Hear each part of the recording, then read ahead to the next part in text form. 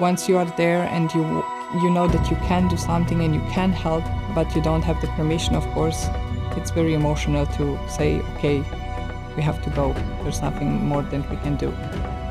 When we went to the WHO negotiations, governments started asking us the question of why is an animal welfare organization in a public health debate? What are you here for? What is the point?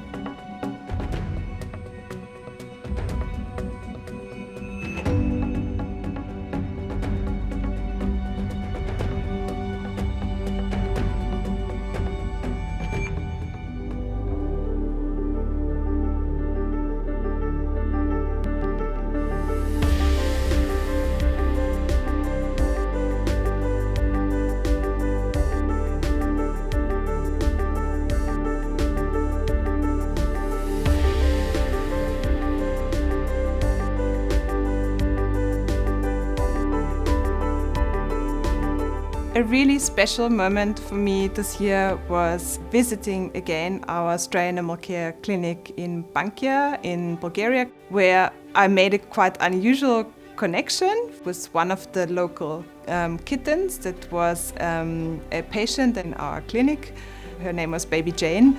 She was fierce and she had a severe infection in both her eyes. She also had to have one of her eyes removed, but she still thrived and she had such a zest for life. This little kitten for me is just such a symbol of how cats often suffer in silence.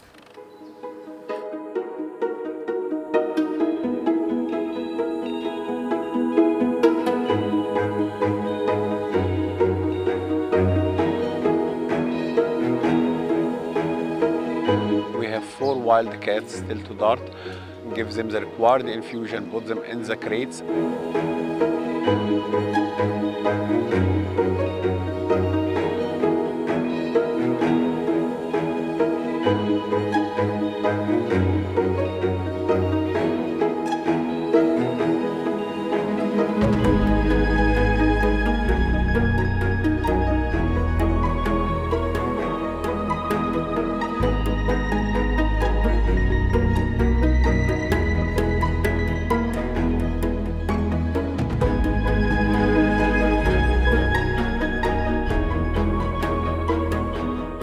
I can remember one specific veterinary mission in Slovakia at a private facility for tigers. There were at that time 15 tigers in the facility. We had a severe case with a very old tiger who didn't walk since 3 years properly because he had ingrown claws. We found that the overall health situation of this tiger is really, really bad. And the owner refused to take our advice.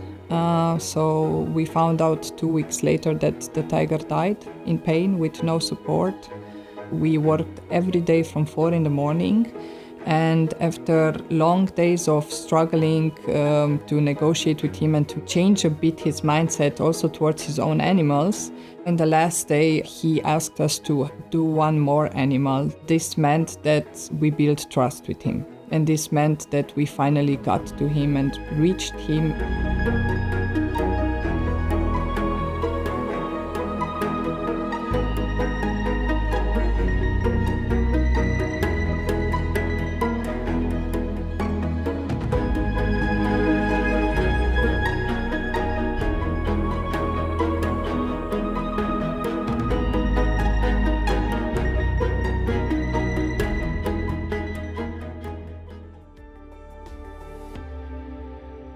This year, I had the privilege of working on the UN pandemic agreement being negotiated at the World Health Organization.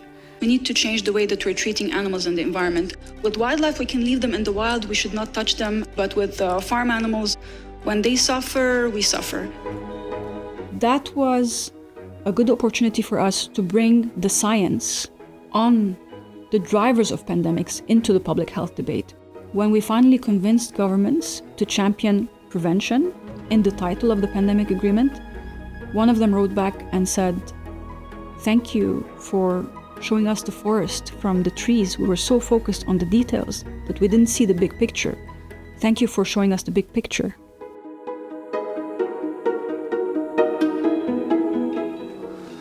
Very curious. One highlight was completing our new strategy, which will help us achieve even more for animal welfare. This is already visible in the development of our sanctuaries, for example, the new enclosures at Felida Big Cat Sanctuary. Thank you for your commitment to animal welfare. Together, we are creating a world where people treat animals with respect, empathy, and understanding.